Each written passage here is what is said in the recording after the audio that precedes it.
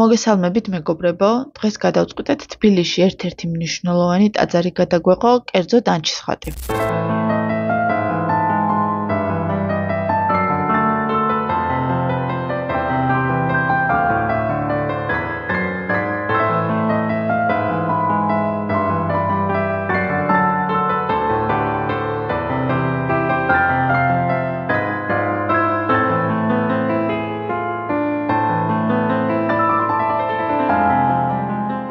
ანჩისხატი თბილისში ერთ-ერთი ყველაზე ძველი ქრისტიანული ნაგებობაა. ის მე-6 საუკუნის დასაწყისით თარიღდება. გიორგი ჩუბინაშვილის მოსაზრებით, სწორედ ანჩისხატია მოხსენიებული მოქცევაი ქართლისაის ქრონიკაში, მარიამწმინდის ეკლესიის სახელწოდებით. ტაძრის მე-6 საუკუნით დათარიღებაც სწორედ გიორგი ჩუბინაშვილის სახელს უკავშირდება. ანჩისხატი სამნავიანი ბაზილიკაა, რომელიც თლილი ტუფის ქვით არის ნაგები. ბაზილიკა რომ არის, ამას გარედანაც ვხედავთ თავისი არქიტექტურული აგებულებით. ტაძრის გეგმა წაგრძელებულ სწორკუთხედს წარმოადგენს, რომელიც შიგნით ბურჯების ორი წყვილით იყოფა სამ ნაწილად. ეკლესია ნაგებია ტუფის თლილი ქვით. რესტავრაციისას შევსებული ნაწილი, კედლების ზედა ნაწილები და ყველა შიგნითა ბოძი აგურისაა. შუა ნავი აღმოსავლეთით ნახევარწრიული აფსიდით სრულდება და გვერდითა ნავებთან შედარებით მაღალია და ორჯერ უფრო განიერი. აფსიდის ორივე მხარეს პასტოფორიუმებია განლაგებული. შესასვლელი სამია, სამხრეთიდან, დასავლეთიდან და ჩრდილოეთიდან. სამივე შესასვლელი არქიტრავულია. ჩრდილოეთისა და დასავლეთის შესასვლელების თავზე ნალისებრი მოხაზულობის ღია ლუნეტებია. ნალისებრი მოხაზულობით არის დასრულებული აღმოსავლეთ ფასადის 3 და დასავლეთ ფასადის ყველა სარკმელიც. მე-17 საუკუნეში ანჩის მონასტრიდან ჩამოაბრძანეს ქრისტეს ხელთუქმნელი ხატი. სწორედ ამის შემდეგ ეწოდა ტაძარს ანჩისხატი. ანჩისხატი ეკლესიის პირვანდელი სახელწოდება არ არის.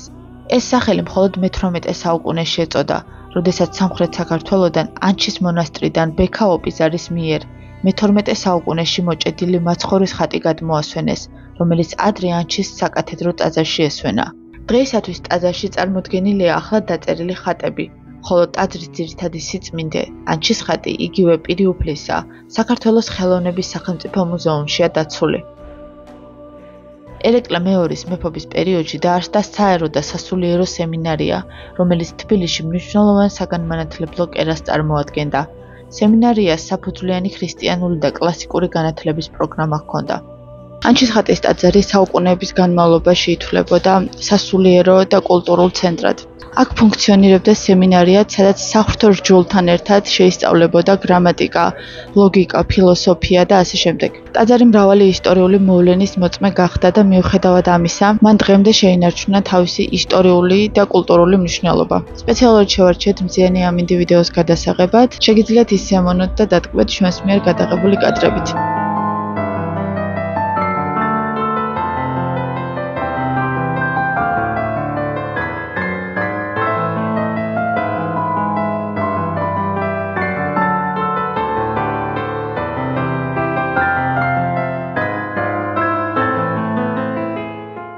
ტაძრის დასავლეთით გვიანი ფეოდალური ხანის სამრეკლოა, რომელიც კარიბჭესაც წარმოადგენს. სამრეკლო ნაგებია აგურით. იგი კუბური ფორმისაა, რომლის ცენტრშიც კვადრატულ მოჩარჩოებაში ჩასმული გასასვლელის შეისრული თაღია. შესასვლელის ორსავე მხარეს ორსართულად დეკორატიული ნიშებია მოთავსებული.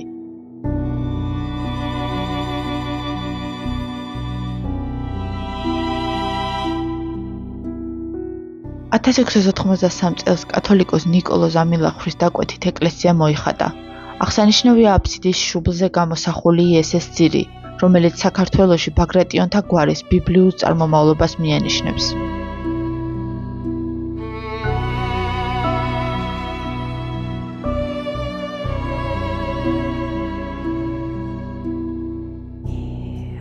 აღსანიშნავია დასავლეთ ფასადის წყობაში ჩასმული ჯვრის ამაღლების ფრაგმენტული, ძლიერად დაზიანებული რელიეფი. მასზე შერჩენილია ბოლნური ჯვრისა და ანგელოზის გამოსახულებები. რელიეფს მნიშვნელობას მატებს მასზე აღმოჩენილი ასომთავრული წარწერაც, რომელზეც იკითხება: უფალო მეფესა დაჩის შეეწიე. ტაძრის აფსიდში შემორჩენილია მე-17 საუკუნის ფრესკების ნაშთი.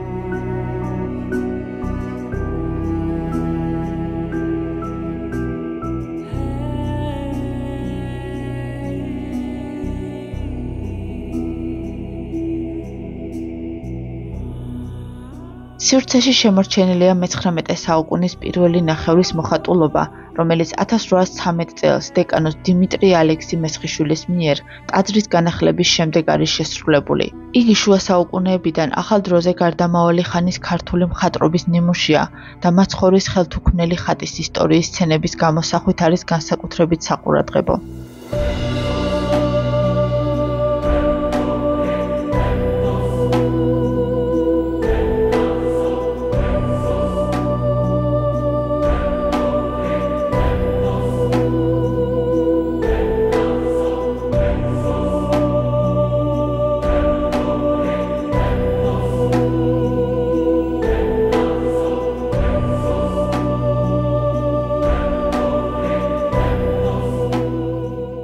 არაბთა ბატონობის დროს ერთადერთი ტაძარი, სადაც სასულიერო პირებს ზარების დარეკვის უფლება ჰქონდათ, სწორედ ანჩისხატი იყო.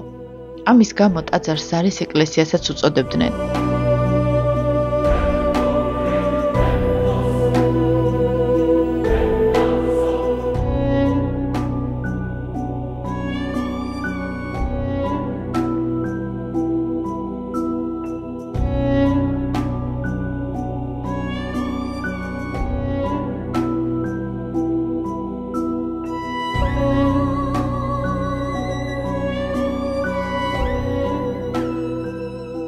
ეკლესიას რამდენჯერმე ჩაუტარდა რესტავრაცია. მათ შორის მნიშვნელოვანია 1958-64 წლების სარემონტო სარესტავრაციო სამუშაოები, რომლის დროსაც გამოვლინდა ტაძრის უძველესი შრეები. ზოგიერთ ადგილას განახლდა დაზიანებული თავდაპირველი ფასადი. პირვანდელი სახით შენარჩუნდა საკურთხევლის აფსიდა. ამავე რესტავრაციის დროს მოინგრა გვიანდელ პერიოდში დამატებული გუმბათი და სამრეკლო. მოიხსნა მე-19 საუკუნის კედლის მოხატულობა და ტაძარს დაუბრუნდა მე-17 საუკუნის სახე.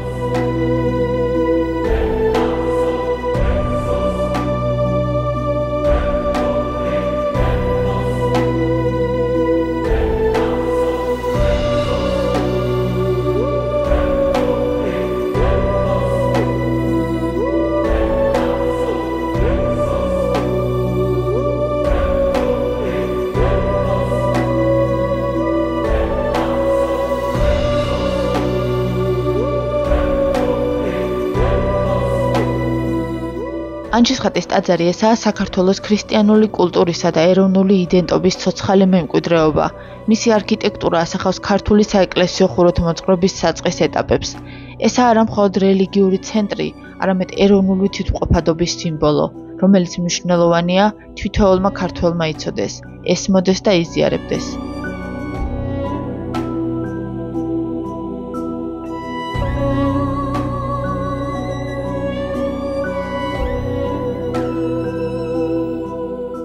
გასასვლელში ეკლესიის ეზოში ჩასასვლელი ფართო კიბეა, რომლის გვერდებზე სამრეკლოს კედლებში მცველთა მცირე სადგომებია შექმნილი.